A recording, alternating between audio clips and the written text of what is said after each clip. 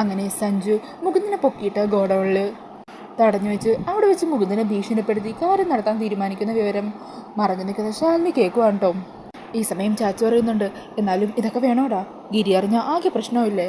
അന്നേരം സഞ്ജു പറഞ്ഞേ, അത് വരുന്നെടുത്ത് വെച്ച് കാണാം, എന്താണെങ്കിലും ഞാനിത് ചെയ്യാൻ തീരുമാനിച്ചിരിക്കുവാണ്. പിന്നീട് കാണിക്കുന്നത് സാധനങ്ങളൊക്കെ വാങ്ങി മുകുന്ദൻ മഹിമയുടെ ഫോണിൽ ഇങ്ങനെ സംസാരിച്ചുകൊണ്ട് നിൽക്കുമായിരിക്കും. അന്നേരം മഹിമ മഞ്ജുവിനെ ഗിരിയുടെ കാര്യത്തെക്കുറിച്ച് പറയണേ, വക്കീൽ പറഞ്ഞതനുസരിച്ചാണ് ഞാൻ മഞ്ജു ചേച്ചീനെ ബീച്ചിലേക്ക് വിളിച്ചു വരുത്തിയത്. എന്നിട്ടിപ്പോൾ ചേച്ചിക്ക് ഭാനുമതി അമ്മയുടെ എന്ന് വഴക്ക് കിട്ടിയത് മാത്രം മിച്ചം, വേറെ ഒരു ഗുണവും ഉണ്ടായില്ല. അന്നേരം വക്കീൽ പറയണേ, താൻ വിഷമിക്കാതിരിക്കടോ, അതുകൊണ്ട് ഗിരിക്ക് മഞ്ജുവിനെ കൂടുതൽ തിരിച്ചറിയാൻ പറ്റി. ഗിരിയുടെ ഉള്ളിൽ മഞ്ജു ഉണ്ട്, അത് പതുക്കെ പതുക്കെ ഒരു പ്രണയമായിട്ടൊക്കെ മാറും, താൻ സങ്കടപ്പെടാതിരിക്കും. അങ്ങനെ മുകുന്ദൻ സംസാരിച്ചുകൊണ്ടിരിക്കുന്ന ഈ സമയത്തായിരിക്കോട്ടെ സഞ്ജുവിൻ്റെ ഗുണ്ടകൾ കാറിൽ അവിടെ എത്തുന്നതും മുകുന്ദനെ ബലം പ്രയോഗിച്ച് വണ്ടിയിലേക്ക് കയറ്റാൻ ശ്രമിക്കുന്നതും. ഈ സമയം മുകുന്ദൻ കോൾ കട്ടാക്കാത്തത് കൊണ്ട് തന്നെ മുകുന്ദൻ അവരുമായിട്ട് സംസാരിക്കുന്നതും മുകുന്ദനെ വലിച്ചു വെച്ചുകൊണ്ട് പോകുന്നതും ഒക്കെ ഫോണിലൂടെ മഹിമ മുകുന്ദൻ്റെ ആ ഒരു ശബ്ദമൊക്കെ കേൾക്കുന്നുണ്ട്. ഈ സമയം അതിലൊരു ഗുണ്ട പറയണേ, നീ വേഗം ഗോപാൽച്ചിയുടെ ഗോഡൗണിലേക്ക് വിട്.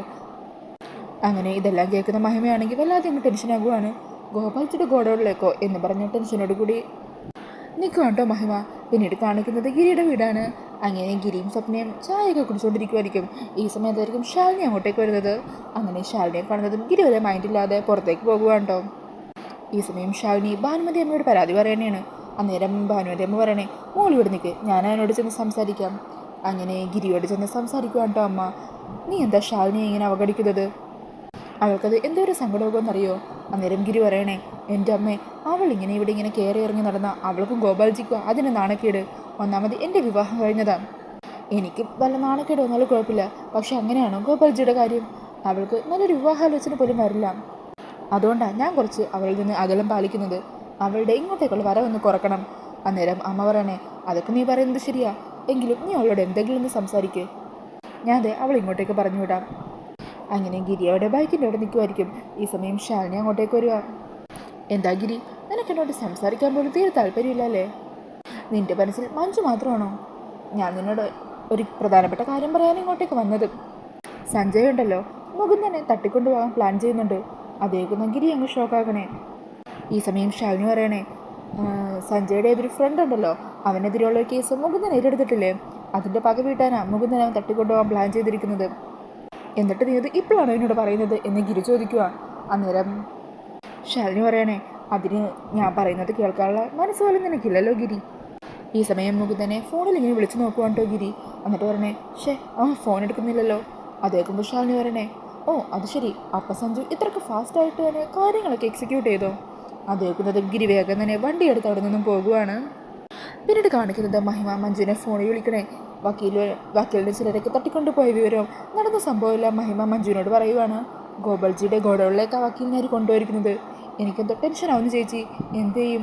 ഞാനും കൂടി അവിടെ ഉണ്ടായിരുന്നെങ്കിൽ വക്കീലിനെ രക്ഷിക്കാൻ എനിക്ക് എന്തെങ്കിലും ചെയ്യാൻ പറ്റിയാനേ. അന്നേരം മഞ്ജു വരണേ, മോളെ നീ വിഷമിക്കാതിരിക്കുക, നീയും കൂടി അവിടെ ഉണ്ടായെങ്കിൽ നീയും അപകടത്തിൽപ്പെട്ടാനേ.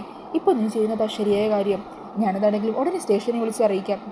മുകുന്ദന് ഒന്നും പറ്റില്ല, നീ ടെൻഷനാവാതിരിക്കുക. പിന്നീട് മഞ്ജു സ്റ്റേഷനിൽ ഒരു കോൺസ്റ്റബിളിനെ വിളിക്കണേ. അതെ, നിങ്ങളിപ്പോൾ എവിടെയാണ്? അന്നേരം അവരാണെങ്കിൽ കുറച്ച് ദൂരത്ത് ഒരു കേസിൻ്റെ ഭാഗമായിട്ട് വന്നിരിക്കുമായിരിക്കും കേട്ടോ. ആ സമയം മഞ്ജു പറയണേ, വക്കീൽ മുകുന്ദനെ തട്ടിക്കൊണ്ട് പോയിരിക്കുവാണ് ഗോപാൽജിയുടെ ഗോഡൗണിൽ.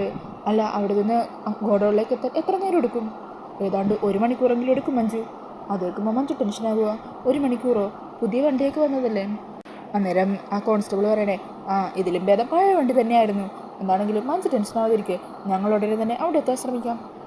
ഈ സമയം മഞ്ജും അങ്ങോട്ടേക്ക് പോകുന്നുണ്ട്. പിന്നീട് കാണിക്കുന്നത് മുകുന്ദനെ കൈയൊക്കെ ഇങ്ങനെ കെട്ടി ബന്ദിയാക്കി ആ ഗോഡൗണിൽ വെച്ചിരിക്കുകയാണ് കേട്ടോ. ഈ സമയം സഞ്ജുവും അങ്ങോട്ടേക്ക് വരുന്നുണ്ട്. സഞ്ജു അങ്ങനെ വീണ്ടും മുകുന്ദനെ ഭീഷണിപ്പെടുത്തുവാണ് കേട്ടോ. എന്നാൽ മുകുന്ദൻ സഞ്ജുവിൻ്റെ ഭീഷണിക്കൊന്നും വഴങ്ങുന്നില്ല. സഞ്ജു പറയണേ, അങ്ങനെയാണെങ്കിലേ നീ ജീവനോടെ ഇവിടുന്ന് പുറത്തേക്ക് പോകില്ല. അതേക്കുമ്പോൾ മുകുന്ദൻ പറയണേ, നീ എന്താ വിചാരിച്ചത്? എന്നെ കൊന്നു കഴിഞ്ഞാൽ ഈ കേസൊക്കെ അങ്ങ് തേഞ്ഞു മാഞ്ഞു പോകുമെന്നോ? ഒന്നും നടക്കാൻ പോകുന്നില്ല. ഈ സമയം ഒരു ഗുണ്ട മുകുന്ദനെ കൊല്ലാനായിട്ട് ഒരു വലിയ കത്തിയുമായിട്ട് മുകുന്ദൻ്റെ അരികിലേക്ക് എത്തുമായിരിക്കും. ആ ഒരു സമയത്ത് തന്നെ ഗിരി അവിടെ എത്തുവാണ്.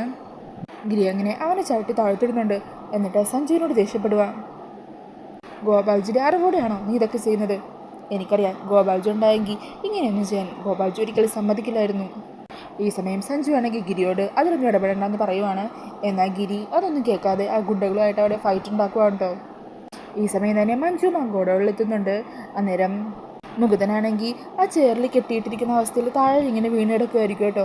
അങ്ങനെ മഞ്ജുവിനെ കാണുന്നത് മുകുന്ദൻ വിളിക്കണേ, മഞ്ജു വന്നേ, വന്നിൻ്റെ കെട്ടയച്ചുക. അങ്ങനെ മഞ്ജു ഓടിച്ചെന്ന് മുകുന്ദൻ്റെ കെട്ടൊക്കെ അയച്ചു കൊടുക്കുവാണ്. ഈ സമയം ഇതൊക്കെ കാണുമ്പോഴേക്കും സഞ്ജു അവിടെ നിന്ന് പതിയെ അങ്ങ് എസ്കേപ്പ് ആകുവാണ് കേട്ടോ. അങ്ങനെ മുകുന്ദനും ഗുണ്ടകളെ കടിച്ചൊതുക്കുവാണ്. ഈ സമയത്ത് ഒരു ഗുണ്ട ബാക്കിൽ കൂടി വന്ന് ഗിരിയെ വെട്ടാനായിട്ട് വരുമായിരിക്കും. അത് കാണുന്ന മഞ്ജു ഗിരിയെ തള്ളി മാറ്റുവാണ്. അതിനിടയിൽ മഞ്ജുവിൻ്റെ കയ്യിൽ ചെറുതായിട്ടൊന്ന് വെട്ടുകൊള്ളുന്നുണ്ട് കേട്ടോ. ഇതേ സമയത്ത് തന്നെ പുറത്ത് പോലീസുകാരും എത്തുന്നുണ്ട്. ഈ സമയം ഗിരി ഗുണ്ടകളെ അടിച്ചു തൂക്കുമ്പോഴായിരിക്കും മഞ്ജുവിന് മുറിവ് പറ്റിയത് ഗിരി കാണുന്നത്.